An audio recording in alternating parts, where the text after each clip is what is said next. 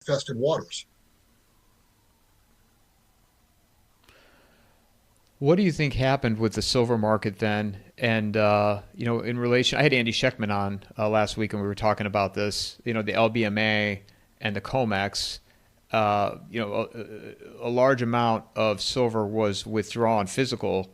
What were your thoughts on that, and who might be behind it? Who withdrew it? Yes, Is that what you're asking? yes. From all over the world. I mean, you had buyers all over the world having metal delivered out, and there were rumors that China and Comex. I mean, they've sent metal over there to try to help supply for the delivery. Just understand that silver got more overbought on this run than any time. I think we equaled where silver got to on an RSI on the overbought with the 1980 Hunt Brothers episode. So I mean, to see the pullback, that's no surprise at all. And we should have had a pullback prior to even getting to 50. They ran it to 50, ran it up to what, 54, 50, or thereabouts. It ran, 10% through the 50 number, pulled back. Gold now is back over 4,000. Silver's at 48 and change, sniffing at 50 again. Once these things get their legs under them again, you're going to see another run. But they were due a correction. They have worked off some of the overbought. They're certainly overbought on the weeklies and monthlies. But the dailies, the overbought has been relieved somewhat. And let's see what happens. Again, I had tons of emails, people saying, "Oh my God, what's going on? The market's down. How come silver's down? How come gold's down?" You have to expect corrections. I mean, even in Weimar Germany, when that was ramping up, you had periods of time where gold and silver were down early in the 1917, 1918. By the time 22, 23 came around, it was straight up, but you were looking at a mass exodus out of a currency and into gold and into dollars at the time, or dollars and pounds at the time. So we were due a correction. We got a correction. Um, and when people would email me, "What's going on? Why is silver down?" I got to the point I was responding, "Does it really matter? Who cares?"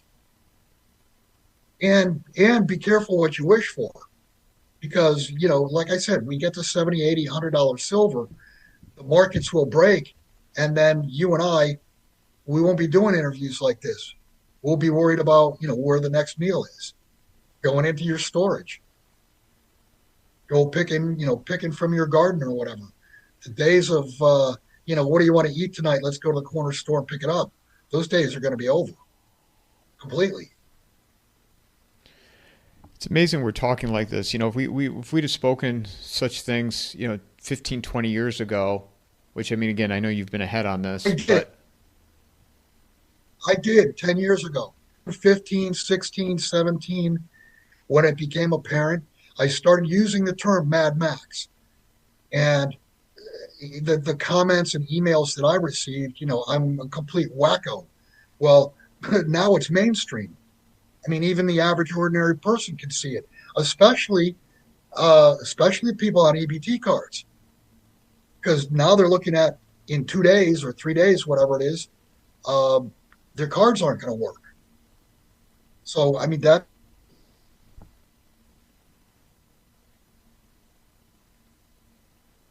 stuff is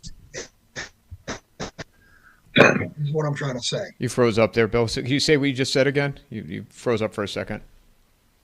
Yeah, crazy stuff is now normal. And I think that people need to get back. They need to start accepting the fact that life is not going to go back to the way it was before COVID, and people No, need to people no need to way. people need to prepare.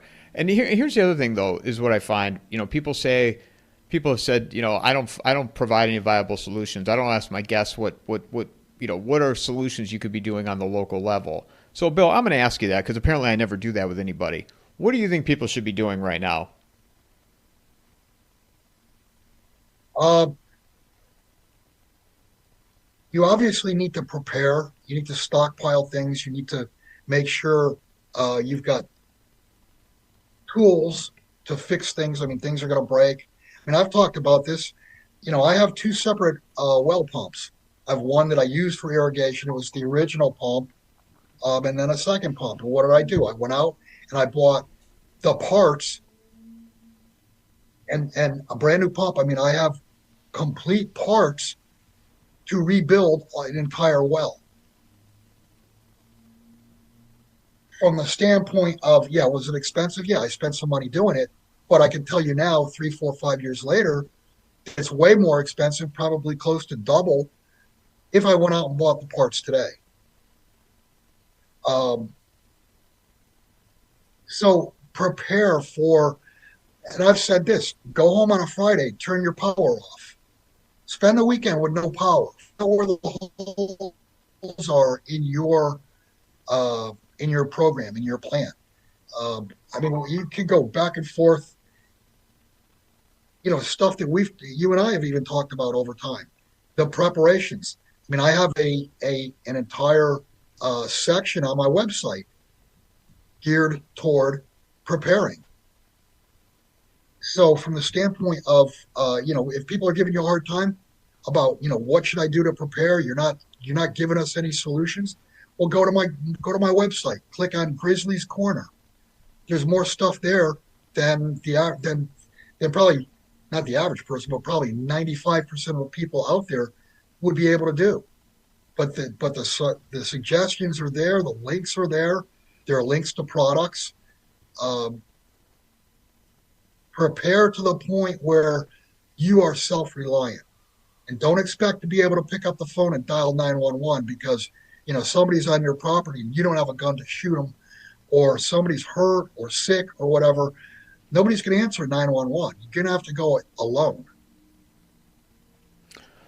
Well, I think the other thing And that I'll just say this. Let me say this, Mike. Anybody who's telling you uh, that you're not doing your job, you're not giving solutions, tell them to contact your editor and ask for a refund because they watch your videos for free. I would tell them to piss off.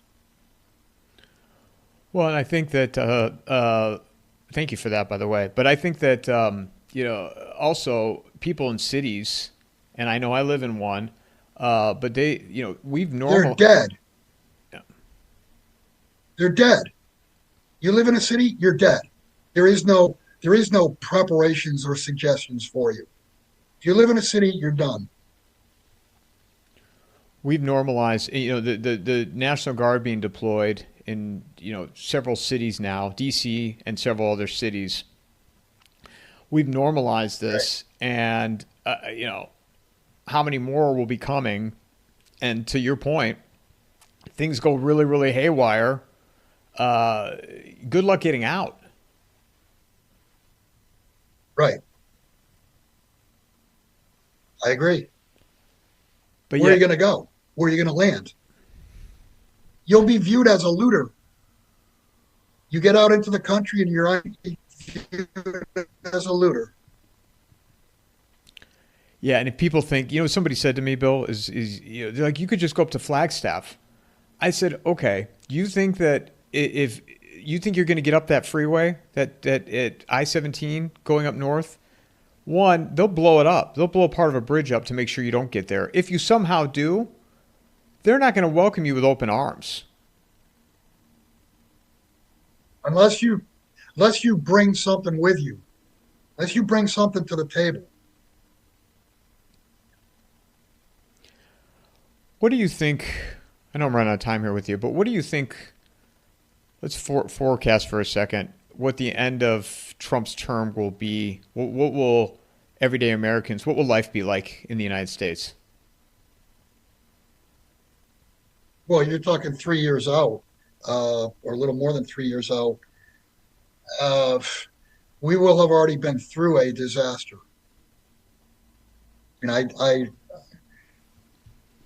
can't tell you whether, the system goes down and stays down, or whether the system goes down, starts to come back up and sputters. I mean, I don't, 3 years out, we will already have been through a disaster. 3 years out is too far to speculate on what things are going to look like.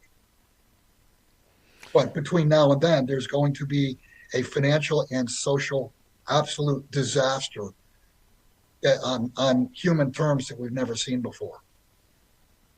Worse than 29 in your view? Oh, by far. First off, there's way more leverage in the system. You have a currency that has no backing. Currency had backing back then. And think about this: back then, neighbors knew neighbors. Neighbors helped neighbors. Nobody, people don't even know who their neighbors are now. And when somebody goes down, the neighbors come in and pick through the rubble like vultures. This social aspect is so different today from 1929. 1929, I'm going to say we were still if you want to call it, a godly country. The thought process today is me, me, me. Not what can I do to help someone else. The average person thinks, it's all about me. I'm going to take everything I can.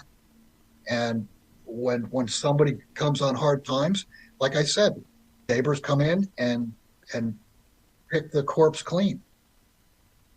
That's the biggest difference, is the mindset, the social aspect. Well, and the fact that people don't know how to do anything today either. That too.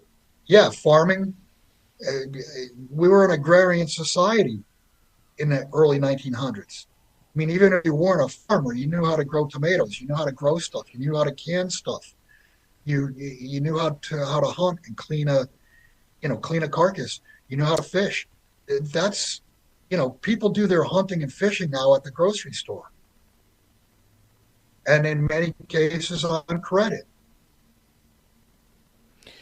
Yeah, and and there was a physical. I mean, that was my grandparents' era, which they're both gone now. But the physical, mental aspect too, because you were born, you had no choice. You were tough. We don't have that today. Right. Well, and parents brought kids up differently. I mean, kids are not brought up the way they were back then to be self-reliant. Kids are brought up today and they're coddled. Just a very simple thing. If you messed up in school, you got your ass whipped. Remember that? I don't know if you're old enough to remember the paddle. They were phasing it You did out. They were something phasing it wrong, out and in either the in my. principal. Sorry, that didn't mean to cut you off. They were phasing it out when Yeah, I well, was they in weren't homes. phasing it out in my era. Yeah, they weren't phasing it out in my era. I mean, if you did something wrong, you're bending over and either in front of the principal or the gym coach or whatever. Today, if a principal or gym coach took a paddle to a kid's ass, they'll get sued, lose their job, completely game over. And that's a big problem with youth today. Everybody's entitled. If you grow up not thinking yourself as entitled, but there's an opportunity for you to do well in whatever field you want to do, whatever field you want to pursue, you are able to, with hard work, become successful. But the thought process now is, I don't want to do hard work. I shouldn't have to do hard work. I don't even want to work. I just want the government to support me. That's the mindset. Yeah, and that comes back full circle to what we talked about, the amount of people that are, the government is paying for their food and their health care. Right. And I've said this, this other thing with the solutions, you're not voting your way out of this anymore. Well, it doesn't matter who you vote for. It matters who counts the votes. And in today's system, it's not a two-party system. You get a boss same as the old boss. And yeah, Trump has done some good things like closing the border, uh, stopping the idiotic wokeness. What? Look at some of the things that he's done. And you look back, if it was 10, 20 years ago, even the right would be up in arms. I mean, think about this. If if if you boycott Israel, you get shut down. Well, whose alliance should your country or should you where should your alliance be? To your own country or to Israel? There's the new anti-Semitism laws. Yeah, when they were talking about the peace resolution, I said, "There's no way. There's no way that's going to hold." Well, and they're talking about turning Gaza into a resort. They're going to build high rises. I mean, in what world is that a normal or a real thing? I can't believe And people. if if you if you criticize Trump, you get the Trump cards all over you, which are they're just as bad as the left, except it's the extreme opposite. I can't believe anybody's still alive in Gaza after all this. True. And you know, are they going to be able? Are they going to be able to complete this? I don't think so. I mean, these people, they're resilient and they know how to fight. That's all they know. Right.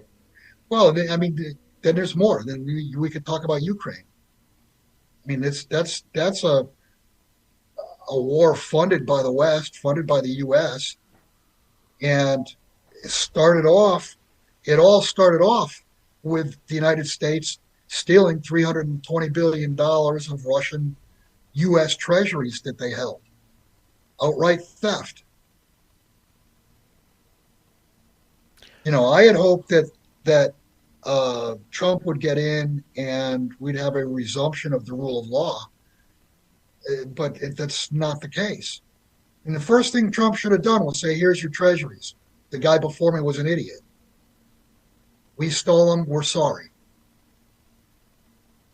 And how do you have an international order of law if that can be done? If one country can just shut another country off, and that's why gold and silver are going higher, because you have central banks buying gold, buying silver, because you can't cancel those out.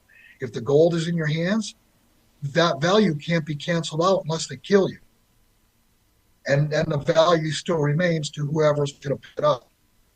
Whereas with U.S. Treasuries, with the stroke of a computer key, all of a sudden that money is no longer yours. In what world does that make sense?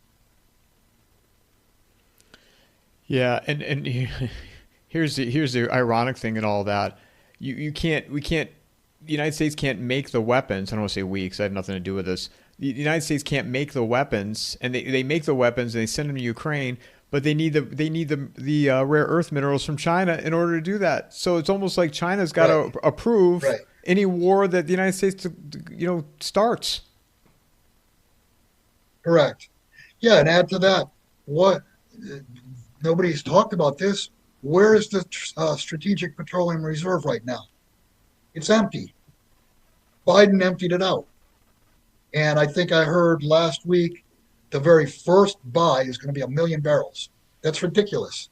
1 million barrels is nothing.